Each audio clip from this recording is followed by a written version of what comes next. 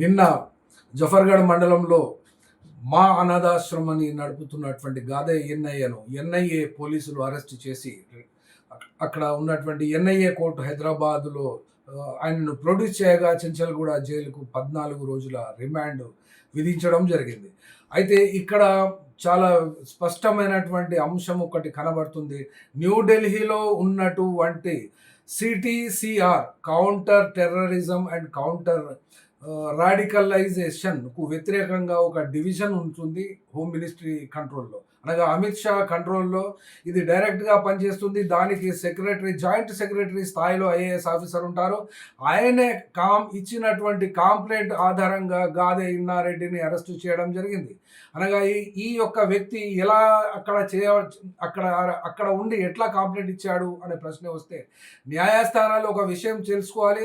కాంప్లైనెంట్ను విచారించేటువంటి సందర్భంలో ఉపాలో కేసులు ఎవరైతే పెడుతున్నారో వాళ్ళను విచారించడం లేదు. ఐఏఎస్ ఆఫీసర్స్, జాయింట్ సెక్రటరీ స్థాయి గల ఆఫీసర్స్ ఎక్కడ కూడా కోర్టుకు రాకుండానే శిక్షలు విధిస్తున్నట్టుగా ఇందులో పట స్ట్రైక్ రేట్ అనగా ఈ యొక్క కన్విక్షన్ రేటు కూడా ఎక్కువగా చూపెడుతున్నందున ఇందులో పట అసలుకే మోసం అనగా విచారణలోనే మోసం ఉన్నట్టుగా ఈ ఉప కేసులలో వందలాది మంది జైళ్లలో మగ్గుతున్నటువంటి అంశాన్ని కూడా భారతదేశంలో ఉన్నటువంటి వాళ్ళందరూ కూడా చూస్తూ ఉండిపోతున్నారు. కానీ ఏమీ చేయలేనటువంటి స్థితికి నెట్టబడ్డటువంటి ఈ యొక్క సందర్భంలో బీజేపీ ప్రభుత్వం అయితే అమిత్ షా కంట్రోల్లో ఉండి counter intelligence, counter terrorism, counter రాడికలైజేషన్కు వ్యతిరేకంగా 19-20 డివిజన్లను హోమ్ మినిస్ట్రీ కంట్రోల్లో పెట్టుకొని అక్కడి నుండే ఇక్కడ ఆదేశాలు జారీ చేస్తే ఆ యొక్క స్టేట్లో ఉన్నటువంటి పోలీసులు దాని మీద యాక్షన్ తీసుకొని వాళ్ళను చక్కగా జైలుకు పంపిస్తున్నారు. అంటే ఇక్కడ అమిత్ షా ఎక్కడ దాకా చొరబడిండు అనబడేటువంటి అంశం చూడవలసి వస్తున్నది.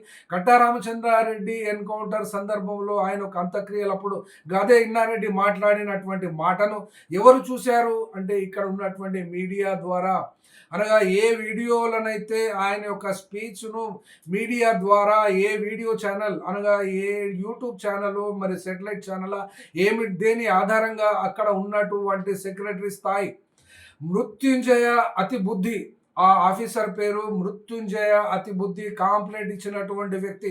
ఈయన కాంప్లైంట్ ఇచ్చినటువంటి వ్యక్తి వచ్చి ఈ కేసును హైకోర్టులో గనక దీన్ని ఛాలెంజ్ చేసి బెయిల్ పిటిషన్ ఛాలెంజ్ చేసినా కూడా వాళ్ళు వచ్చి చెప్పవలసి వస్తుంది.